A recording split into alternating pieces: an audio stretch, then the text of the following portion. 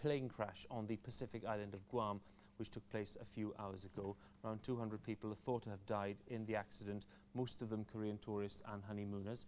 US Navy helicopters are currently searching the debris for survivors. 31 people have been confirmed as having survived, perhaps more.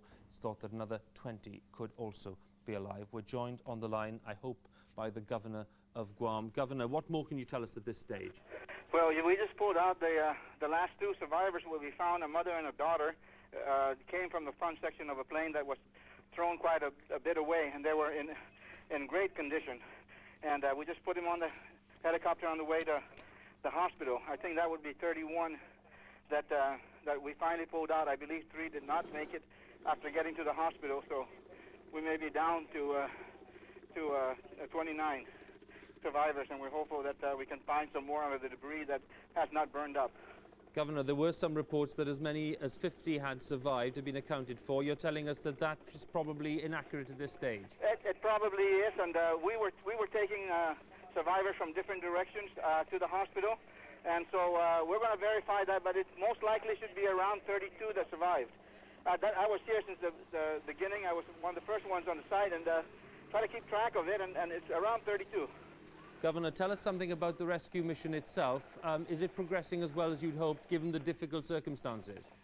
This place where it came down is a hilly terrain with sword grass and very, very slippery mud attached to it.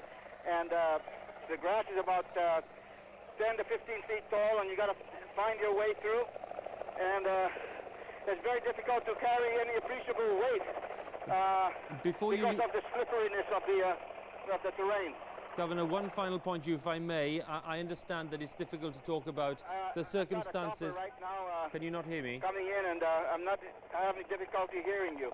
Governor, can you hear me now? I just wanted to put one final point to you about the circumstances. I know it's difficult, but there was a report that the jet had hit a US Navy antenna before coming down. Can you confirm or deny that? It did not. It hit the Navy fuel line as it was scraping in.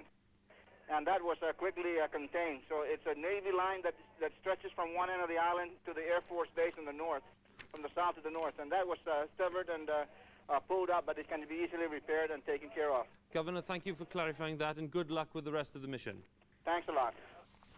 Quick look at tomorrow morning's papers before we leave. No surprise that the Sun there in a big front page lead has over 300 killed in jumbo disaster. That's probably wrong at this stage. At least 29 surviving. Another figure there in The Guardian, 232 feared dead in the jumbo crash. More on the church story there in the Daily Telegraph. The Prince may send church into crisis, picking up on the Archbishop's comments. And marry Camilla and we'll face a crisis is also the story there in the Daily Mail. And that's all from Newsnight tonight. Gavin will be back with more tomorrow night. And until then, from all of us on the programme, have a very good night.